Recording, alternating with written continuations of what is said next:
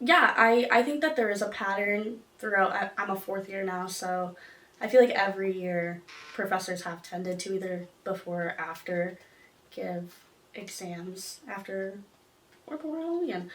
I would say that there is probably a trend of professors giving out assignments or like bigger tests or bigger assignments, tests, projects on or around the Halloween weekend, or maybe even just around like times where it's almost obvious that students are probably going to go out and party. I had two exams this upcoming week, and it's after Halloween, and then I did have one this past week. That was right before Halloween. It was on Thursday, so like the start of Halloween for me because I don't have Friday classes. This affects the way that I study or prepare myself, in the way that I feel like I have to choose. There's only so much time in the day. I already have multiple classes a day. I have a job.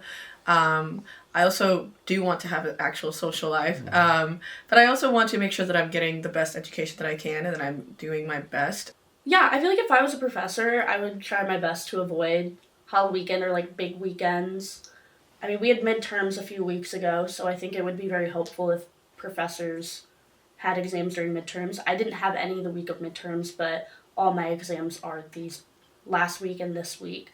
Oh gosh, if I was a professor, I think I would ideally try to plan out my semester so that it wouldn't necessarily impact that. I mean, I would say that even to some degree, like it does affect how they would score, right?